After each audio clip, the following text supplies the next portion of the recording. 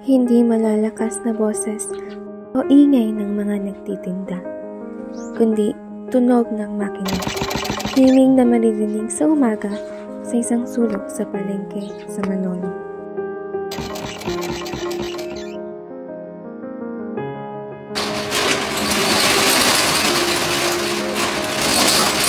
Kilalanin natin si Nanay Merlinda Torrentira, 59 years old, at nakatira sa St. Joseph, Manolo, Fortich, Bukidnon.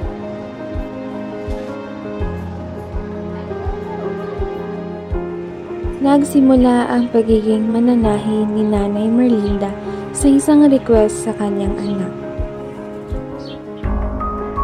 Noong sari-sari store, ngayon ay opisyal na mananahi ng 3 taon.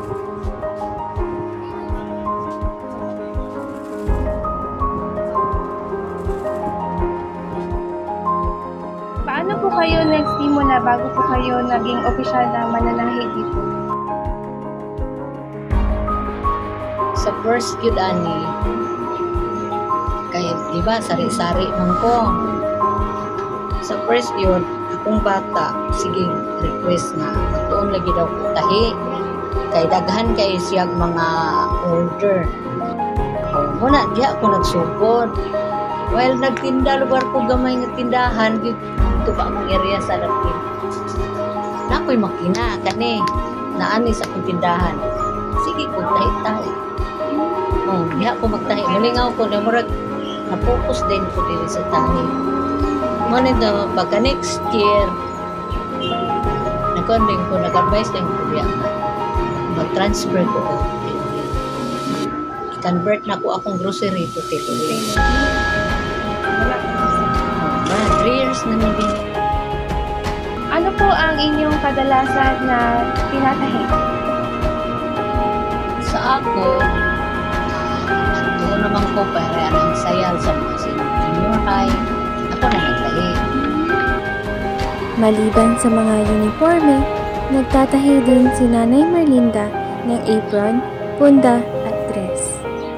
Gaano po katagal ang proseso sa isang hanay sa piraso sa tinatahi? Kaya akong datahin. In one day, kay makatahi ko mga 30 kabuok. Binahagian din kami ni Nanay Merlinda sa gamit niya ng mga materyales. Maliban sa sinulid, karayom, at gunting, nakadepende sa klase ng tela ang kalidad sa kanyang mga produkto. Pag uniform, it's 12 give me. It's 12 gitanan ng gamit. Ikan sa kalsulo, sa pulo, sa blouse. Sa sayal, it's 12 gina siya. Kaya mo magginagtada nga tela gamiton. Pero kani, micronet ni siya nga tela.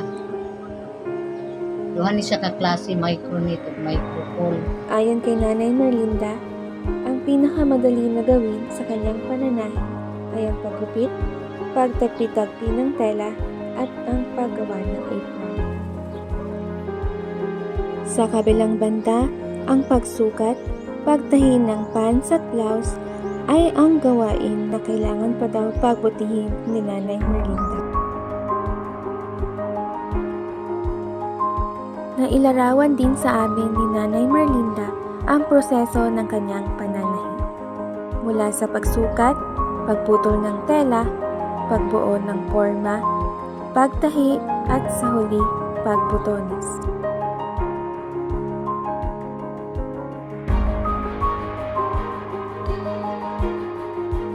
Ano pong mensahe niyo sa mga kabataan na gustong magtahi, mag-aral anak? Kaya po, para ninyo, estudyante man mo, siyempre, nagid mo yung mga gusto ko ani, gusto ko extra, gusto ko kuan, pero kung nagid untay time, kaya mo ginay akong gingon sa mga anak tuwa. Pa naman sila trabaho, nakauma na, kanang isa unta. Akong ingon nga, dapat kabalo mo tahi kay ako, nasayangan ko sa bata ako nga, hindi ko ganahan anong tahi. Pag na-project ani lahi gid ako itahi. Kay hit ginako ning inaning magtahi na sukot ko ganahan.